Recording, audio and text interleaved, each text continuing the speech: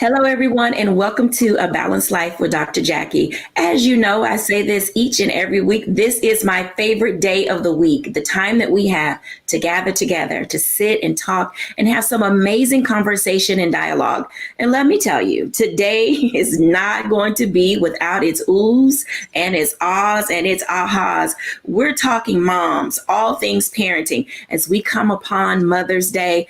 You know, I really do think about and cherish the relationship that I had with my mom. And I know, get your tissue, grab them. It's going to be a teary-eyed day for some of us. But, you know, in other moments, we'll just sit and talk and laugh because there's so many different kinds of moms. They're tiger moms. They're helicopter moms. There's will you stay out of my business moms. There's the you're too busy mom. There are just so many kinds of moms. And of course, we're going to celebrate those women in our spaces, our grandmothers, our aunties, our cousins, all of these women who are our surrogate moms. And oh, how we love them and the role that they play in each of our lives. So sit back, get ready for today's show on A Balanced Life as we talk about all things mommies.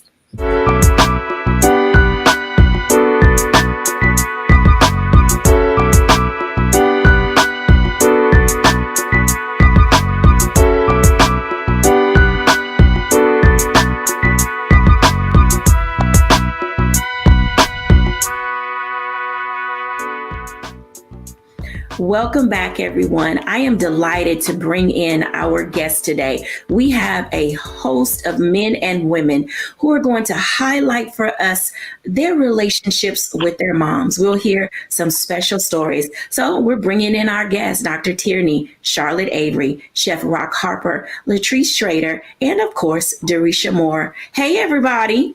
Hey. Oh my goodness. Now, let me just tell you, I get so tickled when I think about the relationship that I had with my mother. Now, my mom, for those of you who are out there may know, she passed in the summer of 2010.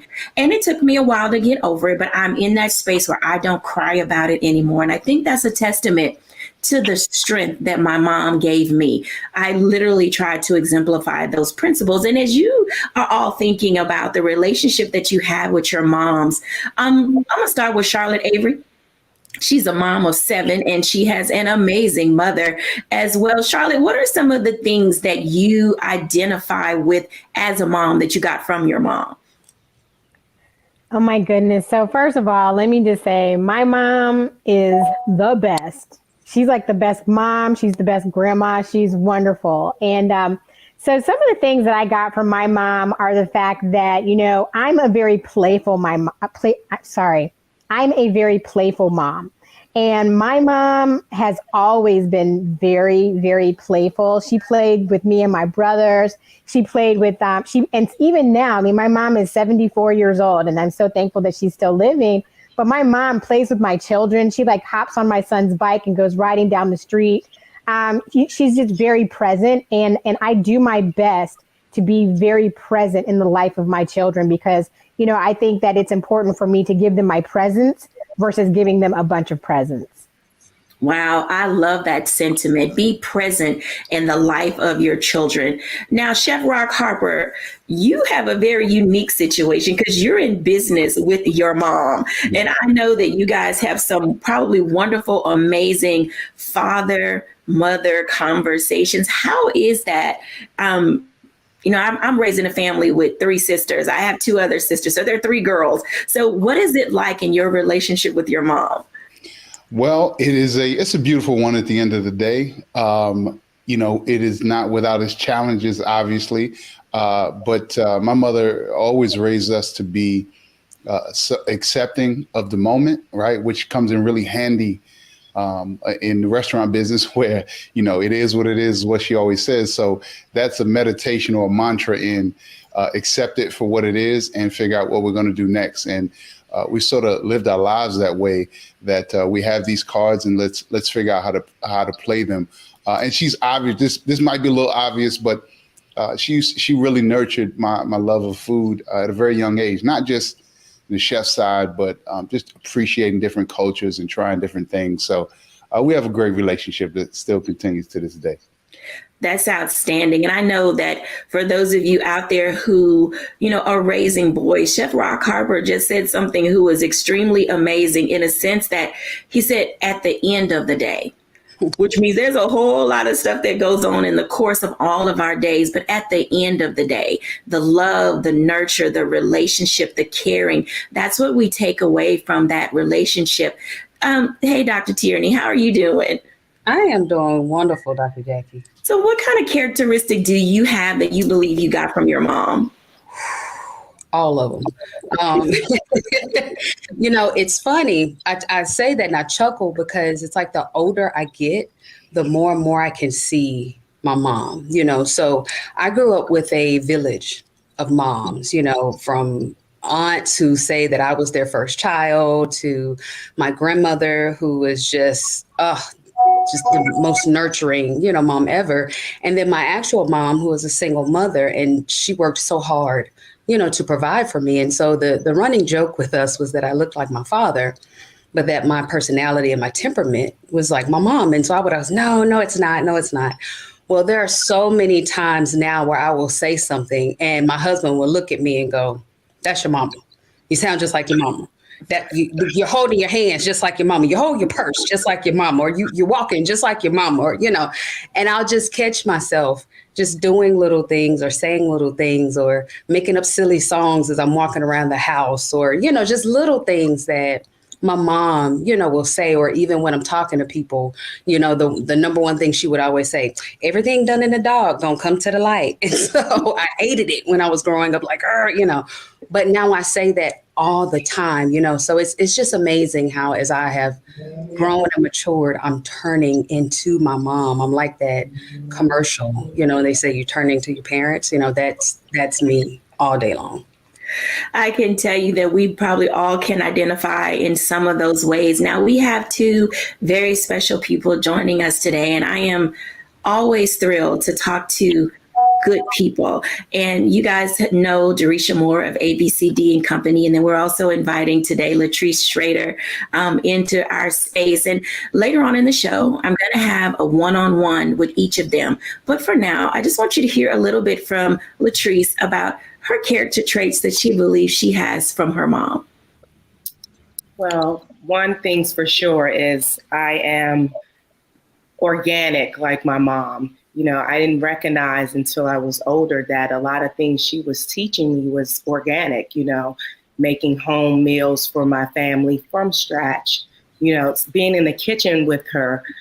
One of the biggest tools or the things that she exposed me to and implanted in me was being a Christian. And that has gauged how I navigate life. And it's been very, helpful with my kids and how I raised them up. But I am my mom because I'm a hustler. She was a hustler. She wouldn't be broke. If there was a picture she could take off the wall to sell it to make some money, she would. She had us hustling and she taught us how to hustle so early on. So I take my mother's hustle spirit. I take her just creating a home for my kids spirit, making meals for them, and just providing a comfortable space for them.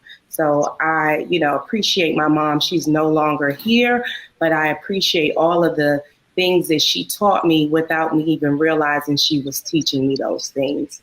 By just being around her every day and in her presence taught me more than anything that she could have ever conveyed to me verbally.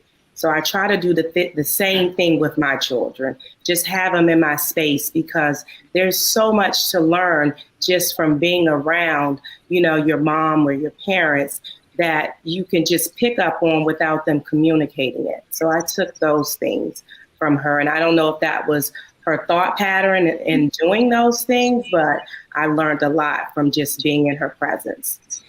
I'll tell you, you said a word there because definitely more is caught than taught. Oftentimes we don't identify readily that we're modeling certain behaviors and actions and attitudes.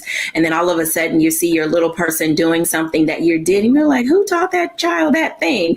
And sure enough, we picked it up from some place, where they have seen us or other adults around them. Hey, Jerisha.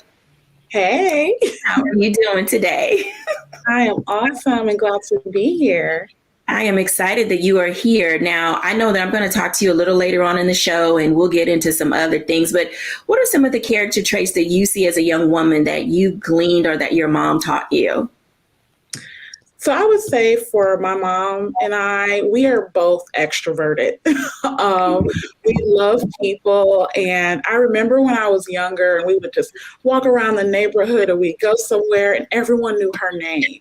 But the story around who she was is even more powerful. And that was of loyalty and the fact that she's always there for people. And so I really take that into my relationships. And I see I'm pretty much the same. You know, everywhere I go, my business partners always laugh because people come up to them and they say, "Hey, I know your firm," or "Hey, I know Dorisha. Is that your business partner?" And they're like, "Yeah, well, what about me?" So it's just hilarious to me how I've taken that spirit of influence. And I know that it's a God-given gift that I have from her, and that woo and that love for people. And so I really see the connectivity and how, you know, like one of our fellow panelists said, you walk around and you're with your parent, your mom, and you're experiencing what their life is like, and you never know how that same influence and that impact translates to yours as well.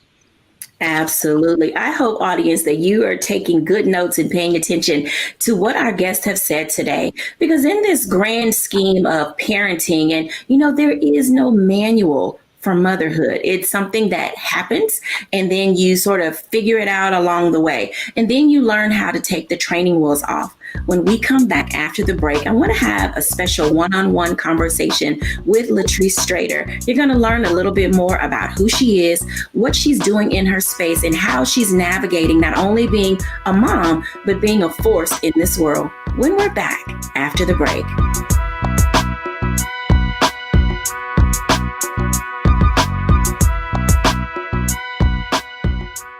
Don't you think it's time to get wealthy? I'm Deborah Owens, America's Wealth Coach, and my new show on the Black Star Network focuses on the things your financial advisor or bank isn't telling you. So watch Get Wealthy on the Black Star Network.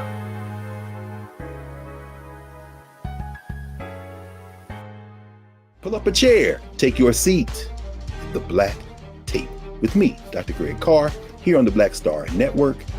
Every week, we'll take a deeper dive into the world we're living in. Join the conversation only on the Black Star Network.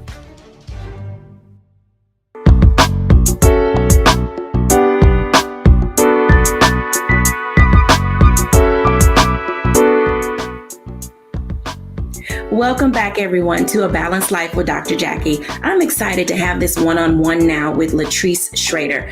I want to bring in Latrice because, you know, I have watched this young woman turn several corners in her life. She is literally almost like a Renaissance woman. You heard her talk about in a previous segment things that she learned from her mom.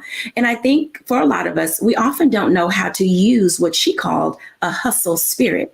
As a mom, as a businesswoman, as an entrepreneur, welcome, Latrice Strader. Thank you so much. So tell our audience a little bit about yourself. Well, I am Latrice, as she introduced. I am a hairstylist. I own my own hair salon. I run, or I have my own product line, which includes flat irons. I am a realtor. I am a momager. I do interior design. There's a whole lot to who I am, but I'm just a creative spirit. So I met Jackie from doing her hair years ago, and we just created and have a good relationship courtesy of that. Right now, what I do, I don't know exactly where you want me to flow with this, but I would like to say that I started off with the tools that have helped me, you know, create who I am as far as an entrepreneur. I'm using those same tools to help navigate my kids because I see those tools within them. They are little hustlers. They are artists of the same and a little different. So in helping with them, you have to figure out what it is. I'm going to go into a parent mode. You have to figure out the tools and the things that your kids are gifted in. And with doing that, you have to put them in a lot of different activities, right? And then from there, you figure out what they're good at if they haven't discovered it on their own. When they make that discovery, it is up to you and for you as a parent, in my opinion, to back that and to support that and to put them in the necessary classes to help aid with the development of that, because ultimately that is what their God-given talent is, and that tool or that gift is what God will use to allow for him to pull and reach other people. And it could be the smallest thing. It could be them being a singer. For example, Beyonce's a singer. She reaches so many people, right? So where we think those things are small gifts, any gift can be used for God to help with aiding and pulling people in. So where your kid may be a dancer, like one of my daughters, she can dance, she can act, one can sing, my son can draw. I don't look at those as minor things. I look at them as a huge gift that he can use to spread his word through them. And ultimately, I believe that that's what we're all here for. I am a hairstylist, and through that, seat or with that seat I stand behind, I help and I feed a lot of people through conversations. So there's no small gift. You know, a lot of clients talk to me about different things. I create time to be able to be this hairstylist and then be the mom and then sell real estate and do interior design. But again, it's creating the balance to do all of those things. But you also, as I stated, have an obligation to figure out whatever it is that you're good at, that your kids are good at. And some of us get one gift, some get multiple gifts. And when you have those multiple gifts, it's for you to create the time. And I have a schedule which allows me to wake up at 5 a.m. And during that time, from 5 to 9, it is me time. It is for me to fuel me, for me to continue to educate me, for me to read and get my workout in and do all of the things I need to do before I press play, to be the mom, to be the hairstylist, to be the real estate agent, to do the interior design stuff. So there is enough time. You just have to create a schedule to do these things. And so I think we owe it to ourselves to make sure that we create the time in every day to feed us, because otherwise we will deplete ourselves and we will just be operating in the spirit of helping others and not ourselves. And then you become drained and burnt out, and you don't want to ever get to that point. So I would say, in creating a balanced life, figure out that time where you can do 2 hours or an hour, that's all you can do, to just fuel and feed yourself so that you can continue to feed others and the world. Because if you're depleted, then how can you be used? You had some great statements there, because having a schedule is important, and making certain that you have time for yourself is important, because you do give a lot. You pour so much into so many people, because even just sitting in your chair as a stylist, you're getting coaching, you're getting laughter, you're getting to wind down. And so you do, as you said, you feed people, you give so much of who you are to other people. And I'm glad that you mentioned for our audience the time that you take for self. Because, you know, you're not being selfish to wake up early and want to have that quiet time, because your body deserves that. Your mind needs it, so that way you can pour out as much as you do. Now, you recently did something that a lot of people only dream of. And I think that it's very exciting. And you guys, when I tell you what it is, you're going to be like, okay, wait. So she's owning her own hair business. She works with some of the most amazing people in the industry in that space. She's, you know, got her kids, you know, graduating out of Duke Ellington School of the Arts, and they're in their own right doing plays and music and graphic design and so many things. But you recently took the time to go on a game show. Now, but how in the world, with your schedule, did you find to get on a game show and then do the most unthinkable thing in the end of it? Please share. So my daughter, the oldest, she graduated from Berklee School of Music, and she came home and I decided, oh my gosh, I got to have this party for her, a celebration. This is a huge accomplishment. She has a double major for songwriting and music business. And I'm in my back room that you can see back here, and I'm watching Wheel of Fortune. That is my thing, right? Since I was little, watching it with my parents. And my kids hear me yelling at the television all the time. They're like, Mom, just go on the show, audition. Because I'm back there solving puzzles, yelling at the people. So I said, you know what? I'm not doing this. I'm going to get on there. I'm going to choke.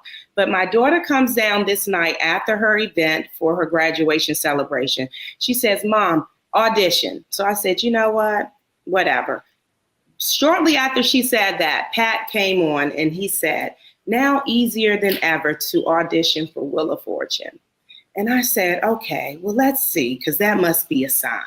So shortly after, they put up a link. I go on to this link, which is wheeloffortune.com, I believe, from what I recall. And when I clicked on it this time, it was easier to actually navigate and figure out how to get on the show because I had checked prior. So when I looked, it said do a minute video. It said do the application. So I do this video with Snapchat because it put the filter on me, right? So I didn't have to get up and put any makeup on. It just didn't give me an excuse to not do it. So I recorded, I stopped at a minute, like spot on. So I uploaded that, put the application in, sent in my group chat to my kids that I had submitted. And maybe a couple of months later, my kids asked me, well, Mom, what happened? I said, I don't know, maybe they didn't pick me. A few weeks after that, my mom passed on August the 8th. So I celebrate her every August 8th. On, I believe, the 10th or the 11th, I received notification. Now I'm at a dinner with my girlfriends and I'm complaining to them that I have to call Comcast because my Wheel of Fortune segments are not recording on my DVR. So they think it's not that serious, but it's that big of a deal for me. The next day, which I believe is the 11th, I received an email stating that I had a Zoom audition for Wheel of Fortune. Congratulations. And I'm like, oh my gosh, wait a minute. They have selected me. I'm not out the window, right? I'm not out the loop.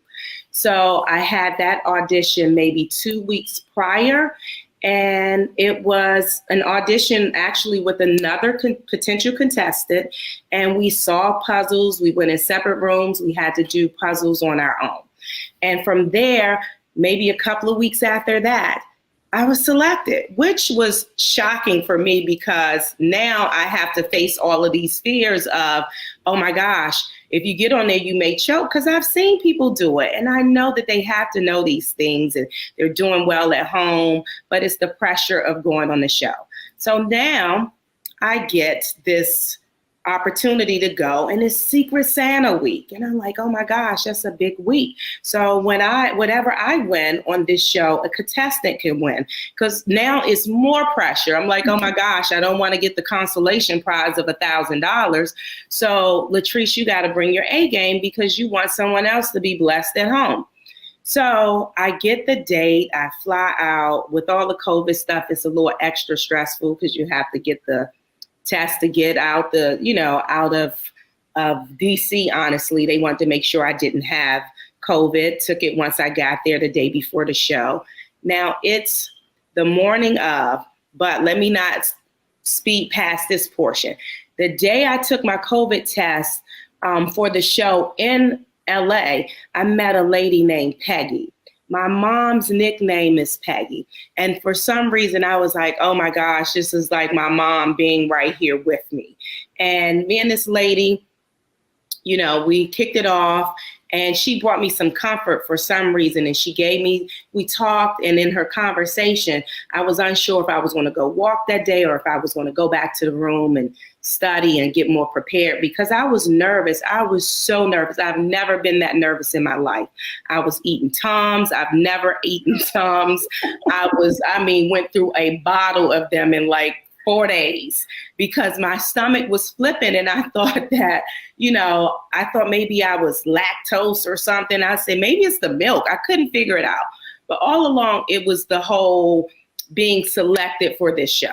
So now that I'm on the show, it's the morning of, and I'm like, you got to do this, because all of the encouragement and all of the pushing and the backing that I have done for my kids, I couldn't be the one that backed out, right? And now my kids are rallying for me the way I rally for them. They're sending me text messages, Mom, you can do this, you got this, because they know I'm nervous, right?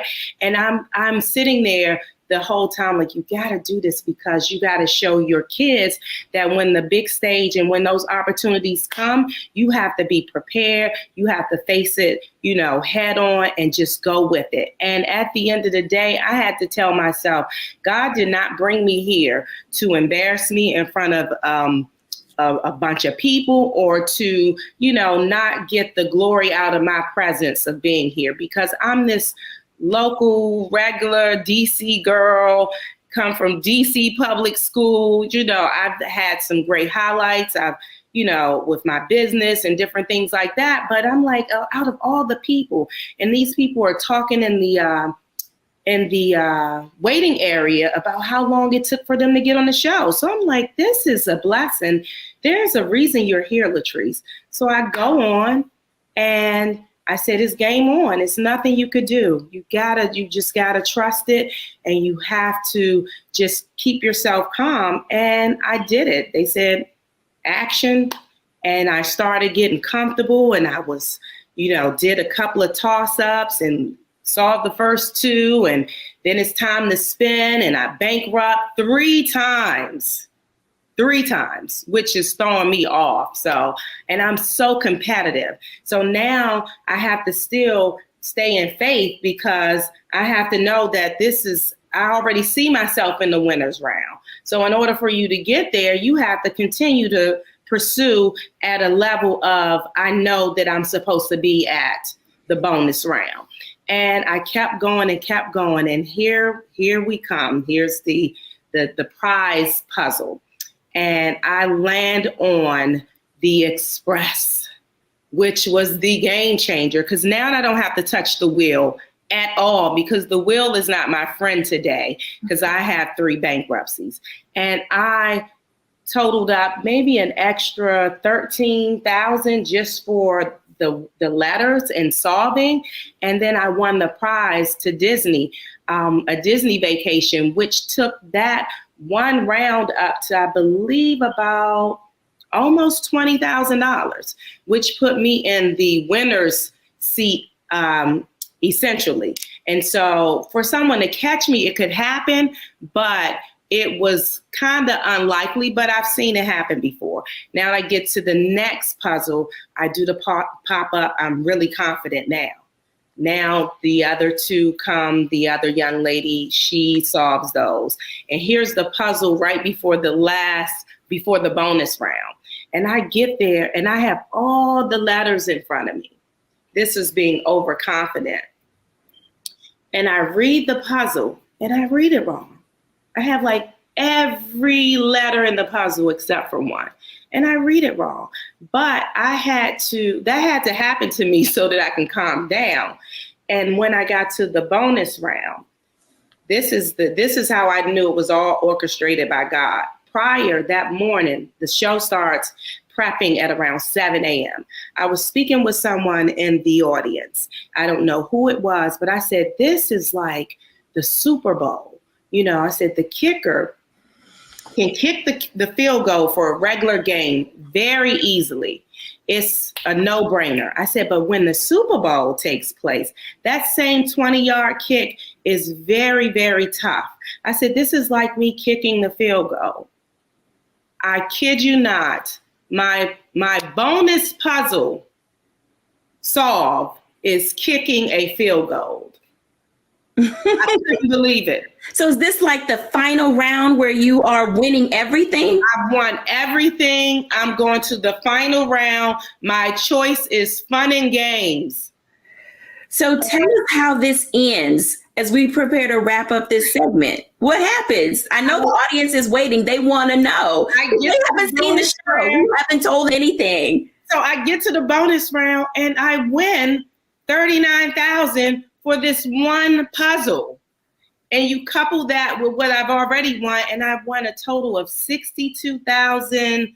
I think $399. I kicked the field goal and I won the entire show.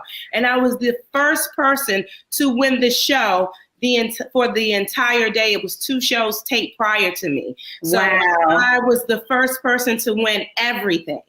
That's super exciting. I love the way that you've given us this story. As we prepare to go into our break, you not only won for yourself, but your tenacity and your determination and your understanding of puzzles also allowed you to win for someone else. And I think that a part of being an adult, being a mom, being a person who values life of other people, as you stated before, it gave you that extra push and that tenacity to say, I'm not just doing this for myself, but I get to bring another winner along with me so they can also have a gain. You know, Latrice, thank you so much for sharing your story. When we come back after the break, we're going to talk a little bit more about what it looks like to have people in your corner who will gauge you, guide you, and give you what you need, even when you're uncertain that you can make it. When we come back, we're going to talk for a little bit to Derisha Moore after the break.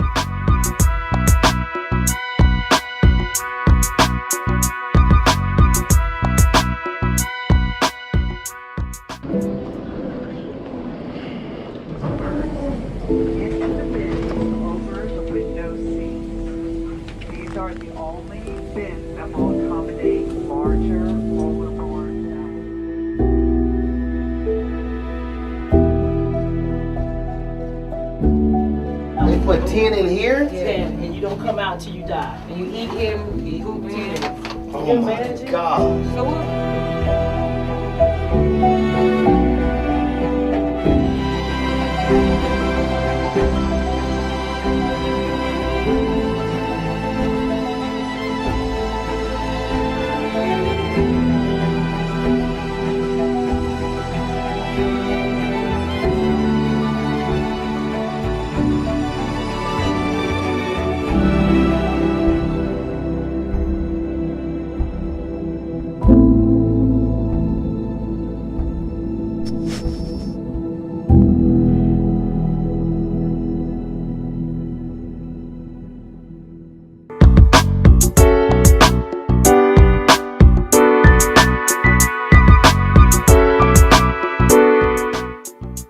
Welcome back, everyone. I'm excited about this next segment that we're going to do because oftentimes people want to judge you about where you come from, about who your parents are and where you were raised. But we have a young lady that we're going to talk to now who has defied all the odds. I'm excited to talk to our friend, our frequent guest, Derisha Moore. Hi, Derisha. Hey, hey. Let me just say, I'm very comfortable with the fact that you are comfortable with the questions that I'm going to ask you. Yep. Because you have a story that many people would have counted you out simply because of who your mom is. So I just want you to share a little bit about your mom and your background and highlight the amazing trajectory that God put your life on in spite of your past and your upbringing. Yes, absolutely. I'm proud to share. I believe that every part and pebble in our life's journey really transforms our thinking and most importantly, catapult us into our purpose. So as it pertains to my life story, I am born and raised in Cleveland, Ohio, inner city. I know every time I talk about Cleveland, some way, somehow Bone Thugs and Harmony comes up. And that's a very small part of Cleveland, but it is a relevant part to my story as I grew up on 93rd and St. Clair, which was only a couple blocks away. But what I wanted to share about my mom in particular is that she did not have a college education. She graduated from high school. She tried college and ended up pregnant with me. And there began her journey as a mom. And so as any mother, a single mother at that, the sacrifices that are associated with that journey, of course, she experienced, and by nature, I experienced as well. And so going into public school, and one of the things that I can say that even though I went to a Title I school, my teachers, most of them were actually Delta women. They were so influential in my journey and really building that community and that tribe and that village that Jackie talked about earlier. But this was a part of my journey, and my mom having to prioritize working and providing for myself and my sister and I, rather than be super, super present in what was happening to me in school and what was happening to me even socially and in terms of like my development and how I was growing as a young lady. And so that's a small piece, but I say all that to say, on the flip side of things, I am living in Northern Virginia. A lot of the youth that I work with, our lived experiences are the polar opposite. They come from two-parent households. They come from parents who are college educated, and that was not my reality. But my mom, she made the necessary sacrifices for me to be here. And I think one of the things that really is powerful is that she allowed, within reason, and people that she trusted, surrogate moms, aunties. My aunts played a huge role in my life. I come from a background of very strong women, my grandmother. And so although my mom could not always be present, there was always someone there to be there and support me along the way. Support is extremely important when you're growing up in the inner city. And I know that our audience will be like, that's not so unique. You know, we all have something in our past or in our background, but it's those unique challenges that, you know, we always talk about this nurture versus nature. And so when we talk about these things, oftentimes your environment can be the hindrance to your progress. Can you speak to our audience, to those parents who are raising children in less than comfortable situations, who can say, you know, Theresia, you're a Gates Millennial Scholar. Now, coming out of inner city Cleveland, people are like, how in the world did this young woman, you know, from that side of the track, if you will, get into a space of being able to be academically sound, professionally developed? How do you balance the nurture versus nature aspects of your life? Ooh, that's a deep question. It's a deep question because the nature, the genetic sides of things can totally sometimes be barriers, so you think. You know, being in an environment where I am a first generation college student, being in an environment where I did see the crime, I did see the drugs, I did see the violence, that combination of the nature and just genetically what you're engaged with on a day-to-day basis, and then what you're around and what is nurturing you, because, you know, regardless of how much sometimes parents try to protect the very nature or nurture of an environment can have an adverse effect. But I'm grateful, because one of the things that I will say is that balance approach was knowing that allowing others to mother my child, I'm speaking, you know, in the language of my mom, allowing others to step in doesn't take anything from me. I think a lot of times as parents, there is this protectiveness in it, as it should be. And I will say, I do not have any children. I aspire to be a mother, but what I see even as a mentor, and I'm speaking, I think, from that lens, is that there is oftentimes this tension with, you know, at the end of the day, I'm their parent. And it's, what can I bring my children that is comprehensive, that is holistic, that regardless of where they come from, regardless of what their environment is like, they're going to be positioned to walk in purpose and be the best that they can be. And that was my lived experiences. No matter what the sacrifices were for my mom, what really separated me is her value and appreciation for those surrogate mothers, and recognizing that having the aunties and the big cousins and those other women who came in to mother and smother did not take anything from her. And I would say that no, the education system should not be responsible for rearing your children, but there is a partnership that has to happen for the betterment and for the best of your child. And she leaned into that too. All of my teachers, my second grade teacher is my Facebook friend.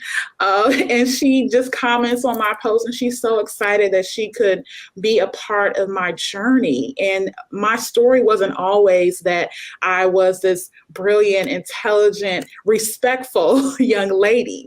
I went through a journey, a very rough journey. I was angry at periods of my life. I was frustrated at periods of my life, even envious. And I couldn't understand why God allowed me to experience such a different reality that even I experience now, and having to reconcile with that in my adulthood has been a journey. And it's been a journey that I've experienced with Jackie, and she's just been amazing, a part of that surrogate mom community in terms of helping me see what I really need. And I think those lived experience, even for her, for Jackie, is different than my mom, obviously. So I say all that to say that it's remembering that village is important. And just because you are biologically the parent, it does not take anything away to build, of course, a safe but comprehensive community that fills in the gaps. Filling in those gaps is one of the areas where we definitely need people to step in. You've mentioned that it does take a village, and I want to appreciate you today for being able to share your story, because oftentimes children today, being in this pandemic, I cannot imagine, we lost over 600,000 people during the pandemic. And with that being said, there are a host of children who are left motherless, fatherless, auntless, cousinless, grandmotherless. And so it takes all of us to come into this space now to have a desire to want to walk alongside another person. As we prepare to wrap up this segment, if you could give a word of encouragement and support for people who are trying to figure out what's next for them, because they've lost a loved one or they don't have someone to come alongside them, what would you tell individuals who are saying, trust another person to stand in the gap for you? Wow, I feel such a weight of responsibility answering that question. I will say this. I have learned, even in my professional career as a marketer, that empathy is important, right? There's some lived experiences that I have, and there's some that I don't.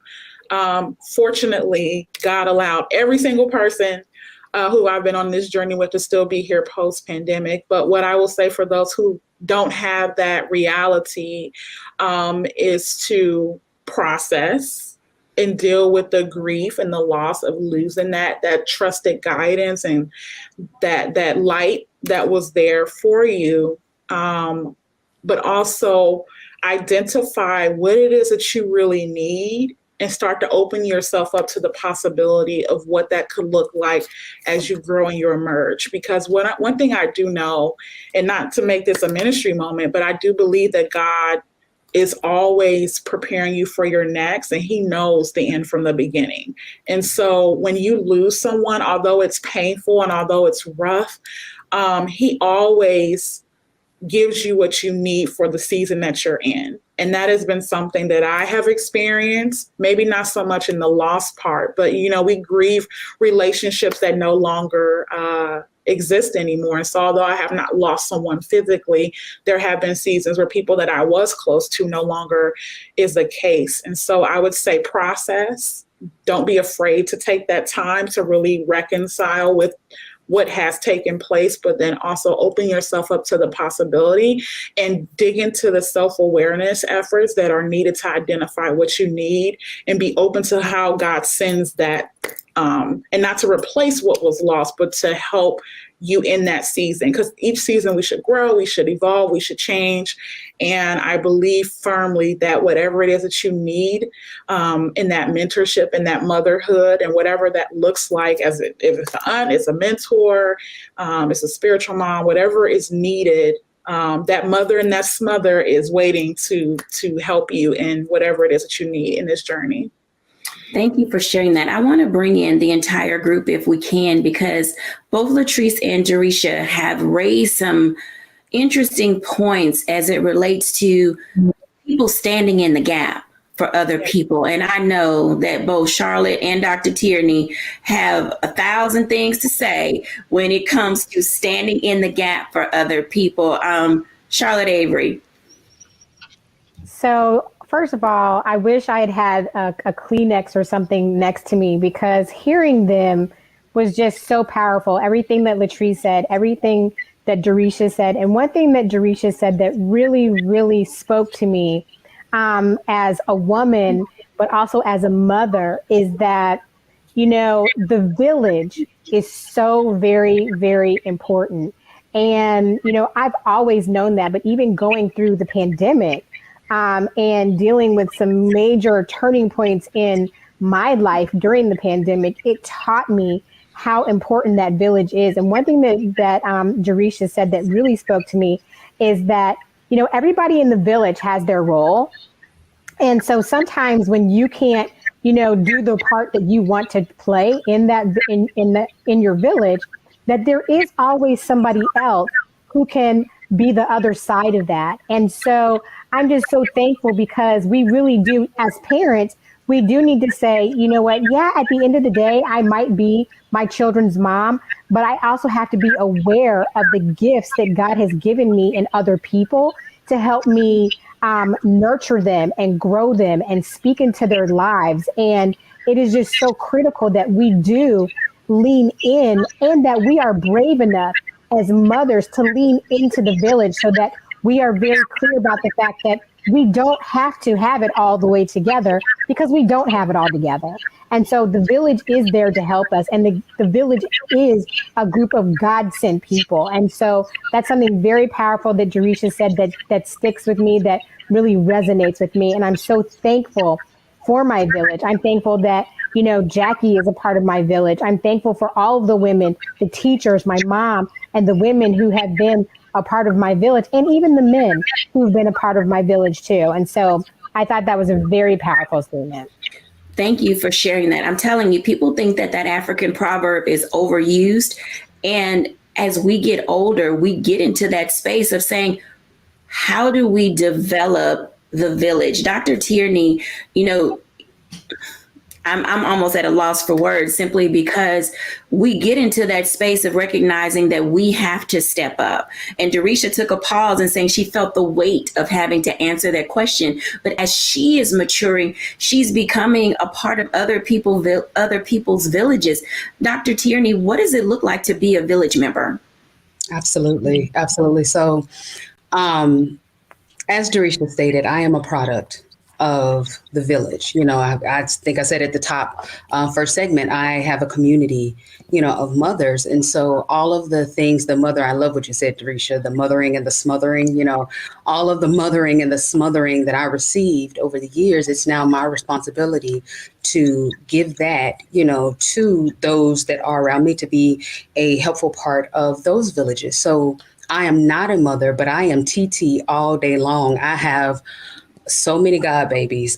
I am TT Tierney to so many surrogate nieces and nephews. And so my job, my role, you know, as a part of the village is to do some of the mothering and the smothering, you know, to give my sisters a break when they, you know, they need a break, to be the fun aunt, you know, to be the aunt that does the discipline. I tell my friends, hey, if you don't want me to correct your baby, then she can't come over here and stay with me, you know, because that loving correction, you know, that, listen, I say it all the time, you don't have to be jumping on my couch and I can't tell you to stop, you know, but that loving correction, you know, pouring all of that is in me into them, because just like I am a reflection of my mom, my grandmother, my aunt, some of my mom's friends. I mean, even my mom would look at me and say, "Oh, you got that from Tracy." I feel a responsibility to pour that into those that are around me, into those children that are around me, even if I don't have my own. And who knows, one day God may come down and say, "Hell, Tierney, you have been blessed and highly favored, and you're going to have a baby." I'm going to be calling Charlotte, Jackie, let me collect my village. I need my village, And so I just think in that case, it's just reciprocal in that way. Absolutely. I know that we're going to go to a break in a moment. I'm going to do my reflection at the end, but I need to ask Chef Rock, because for some of us, our grandmothers are no longer here, but you have a special relationship with the women in your life, and your grandmother is still with us, yes? No, she passed several years ago. Okay. I was wondering about that because of the relationship that you had with your mom. In that relationship that you had with your grandmother, how has she impacted you, or her life impacted you? Well, one of the things, as I'm just benefiting from all of this wisdom being shared today, and I've been blessed to have so many different mothers and to have been raised by a village in my life. And I'm grateful. That's one of the wonderful things about my mother, is that she did lean on the village and continues to do so today, even when I ask her to not pick up the phone. But one of the things that I wanted to point out that, talking about the village, my father died when I was very young, maybe around 4 or 5 years old. So my biological father was not there. And as I said earlier, the mantra is what it is, like full acceptance. And one of the things that I've come to appreciate more and more every year is that my mother never tried to be a father. She definitely was and is, strong and a hustler and held the family down for many years and put us through college. As a father, I'm just like, how did you do that? But she would put, whether it be deacons at church or people, uncles, she would put men in my life. And she told me, in no uncertain terms, that I'm not a man, and there's certain things that I need you to learn from men. So speaking about the village, I think that it goes.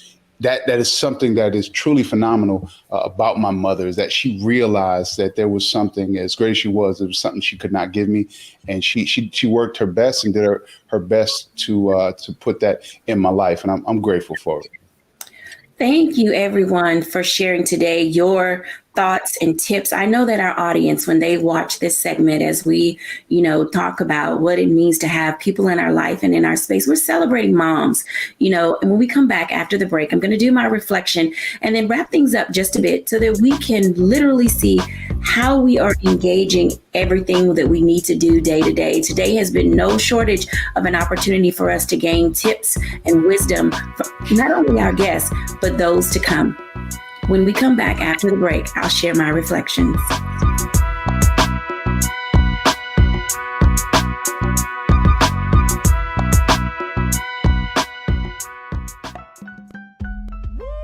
We're all impacted by the culture, whether we know it or not. From politics to music and entertainment, it's a huge part of our lives, and we're going to talk about it every day right here on The Culture with me, Faraji Muhammad, only on the Black Star Network.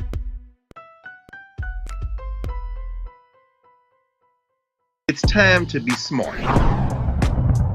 Roland Martin's doing this every day. Oh, no punches! Thank you, Roland Martin, for always giving voice to the issues. Look for Roland Martin in the whirlwind, to quote Marcus Garvey again. The video looks phenomenal, so I'm really excited to see it on my big screen. Support this man, Black Media. He makes sure that our stories are told. See, this difference between Black Star Network and Black-owned media and something like CNN. I got to defer to the brilliance of Dr. Carr and to the brilliance of the Black Star Network. I am rolling with Roland all the way. Honored to be on a show that you own. A black man owns the show. Folks, Black Star Network is here. I'm real revolutionary right now.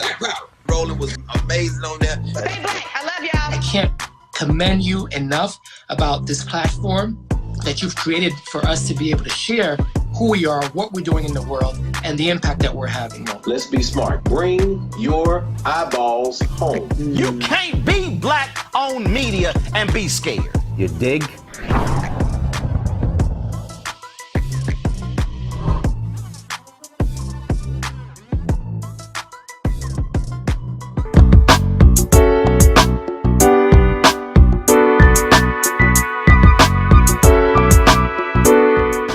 Welcome back, everyone, to A Balanced Life with Dr. Jacquie.